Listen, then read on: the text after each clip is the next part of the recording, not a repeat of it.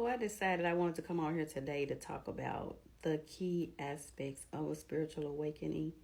And we're not going to do all of them at once. I decided like I want to do one like one a day or one today and whenever I decide to come back for the next one.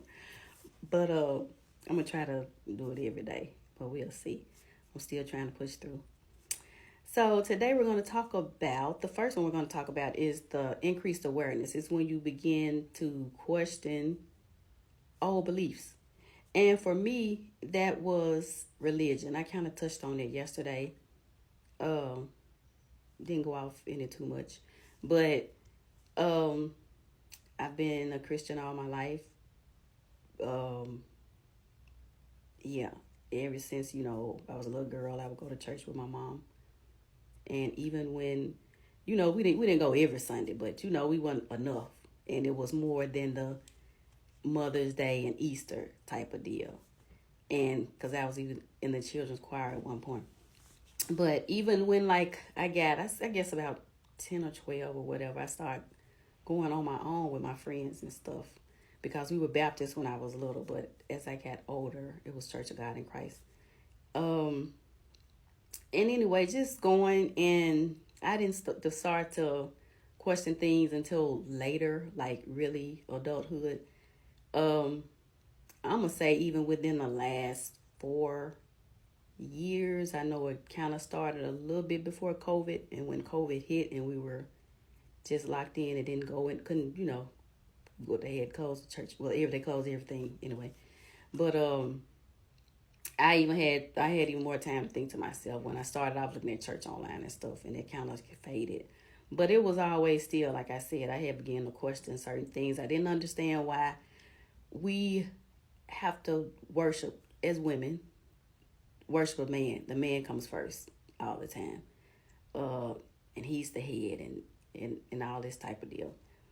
Um, I honestly didn't see a difference in people that didn't go to church every Sunday, Bible study, paid tithes and offerings, and the people that did go, which was me, and did all that stuff. It's like these people were out still living their lives, doing what they wanted to do.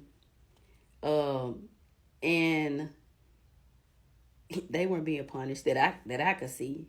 You know, we both, you could look at that two ways. They don't know what my life was on the inside either, just like I don't know what theirs was. But just from the appearance, I didn't see a difference, and I can say it now because I'm not going every Sunday or going to church and not paying tithes and offerings, and it's really not. It's not like you getting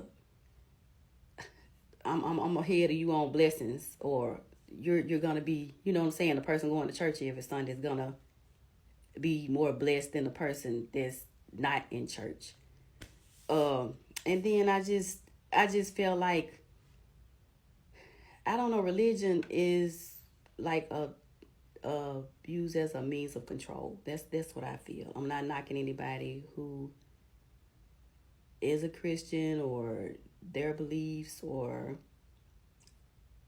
does all the things, go to church, read the Bible, all of that. That's not what I'm doing. I'm just speaking my truth on it. That's what I believe.